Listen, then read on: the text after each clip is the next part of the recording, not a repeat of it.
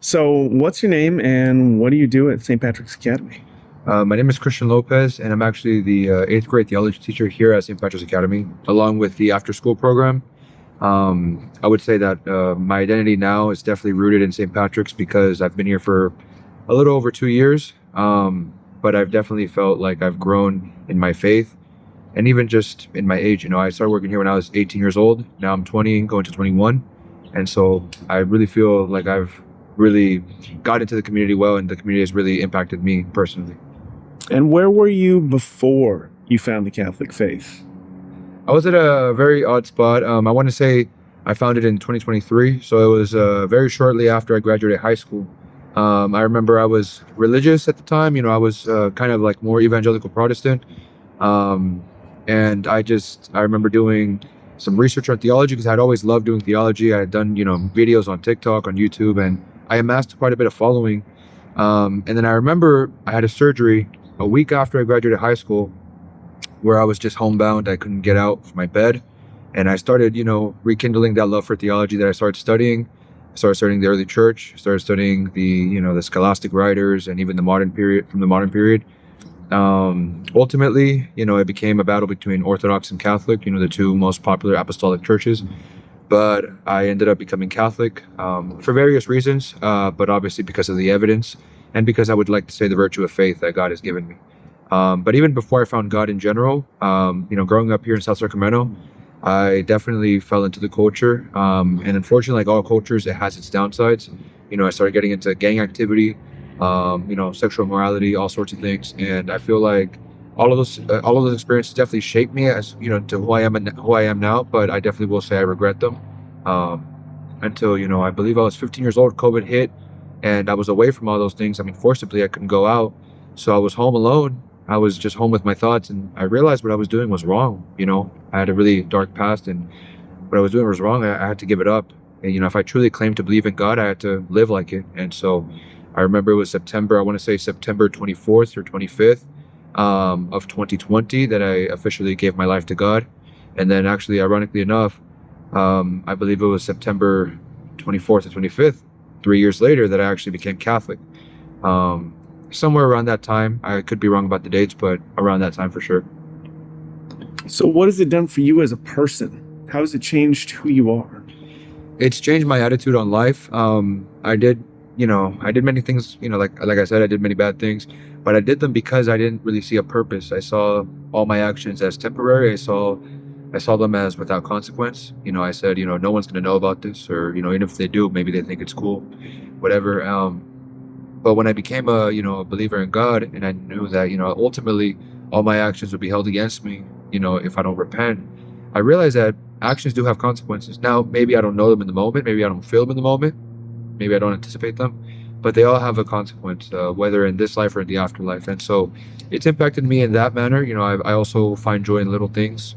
When I'm walking, my area is not too good, where I'm walking at, like if I'm outside in South Sacramento, it's obviously not the most beautiful area, but I find joy knowing that I'm there. And I find joy even in small things like the sunlight, the waters, because I know that they were created for me, for all human beings. And I can go on and on about this, but that's generally how it's impacted my life.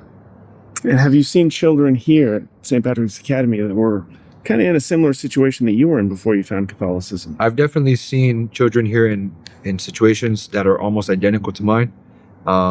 Without naming names, of course, I will say, one of my students from last year, an eighth grader, she, was baptized. Two of them actually were baptized. They have a similar little background to mine. Not exactly the same, of course, but very similar, thoughts and very similar doubts, very similar ways of thinking.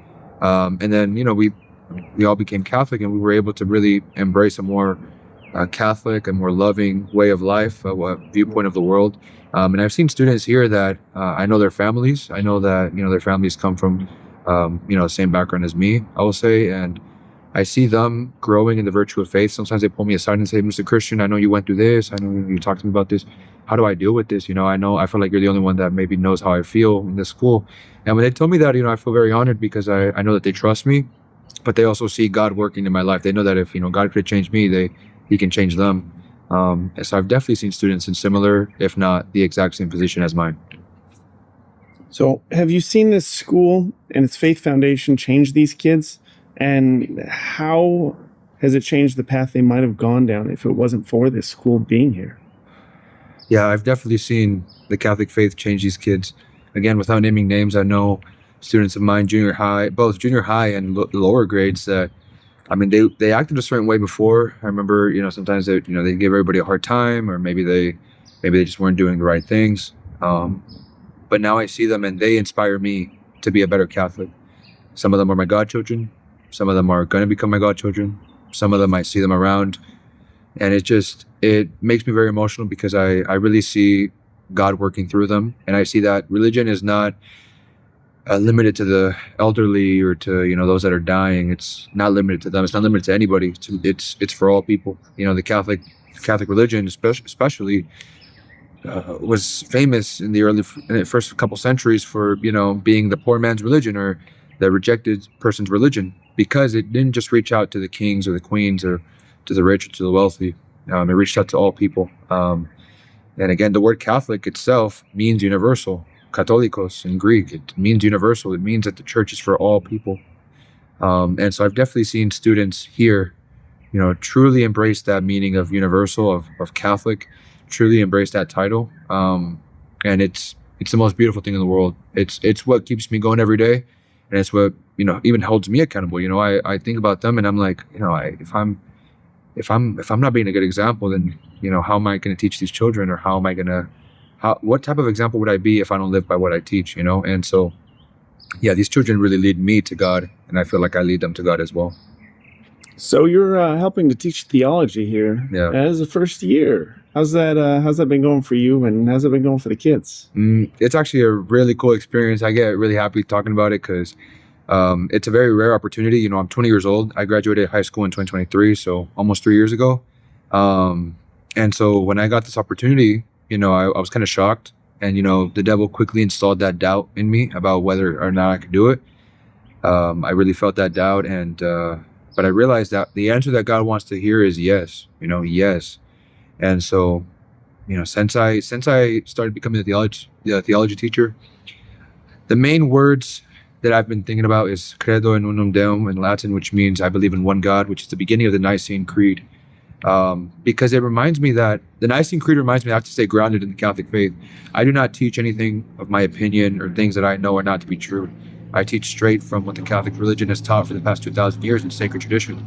I've definitely felt blessed by this opportunity. It's been a little under a year, but I've honestly felt like it's been forever. Every time I get to start my class and we do a prayer, or maybe we do a reflection, or we do just a lesson, I see it as such a blessing. I enjoy it every single time, and I like to, I'm glad to say that the students really enjoy it as well.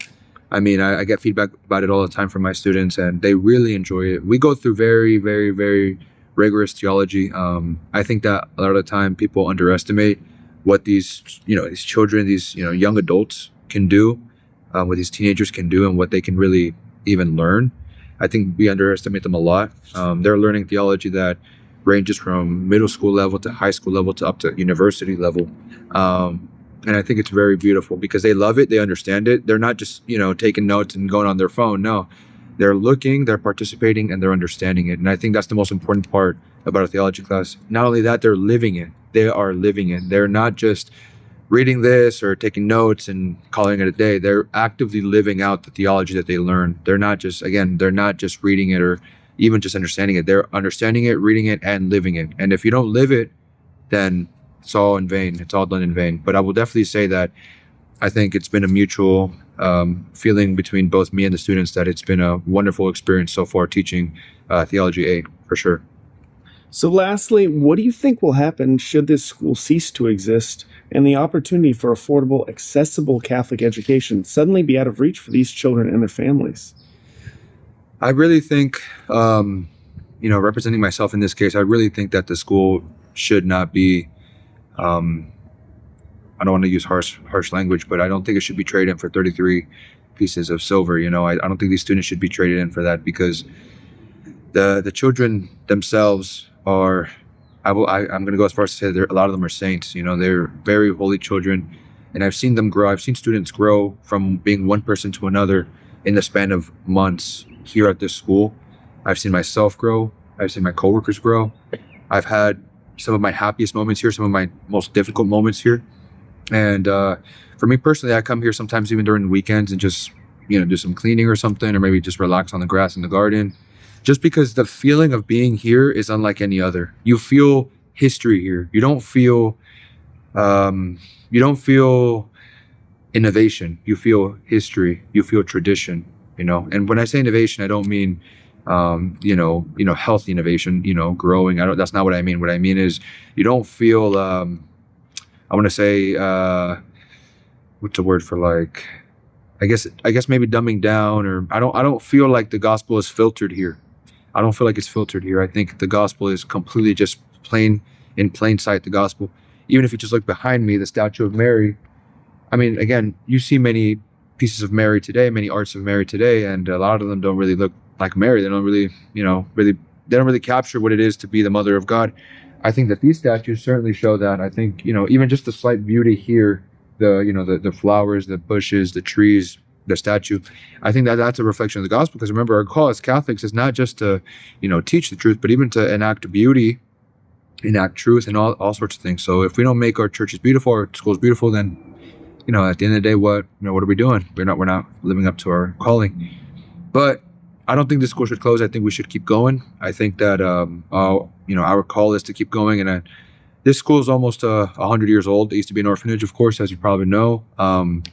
But I think overall that this school means a lot to so many people, to hundreds of people, if not thousands. And I guess lastly, I would just say, I pray for all of us, including myself, to not fall into the temptation of the enemy to leave the church or to even consider finding a home somewhere else. Because again, the home of the church is in Rome. And Rome, if you are in communion with them, then you are home. To separate yourself from Rome is to separate yourself from Christ, because Christ enacted that as the capital of the church. Why? Because Peter and Paul were both martyred there. And so I urge you, don't break that communion with Rome. Don't break communion with the Catholic Church, because the Catholic Church is the ship of Noah. It's the ship, the Noah's Ark.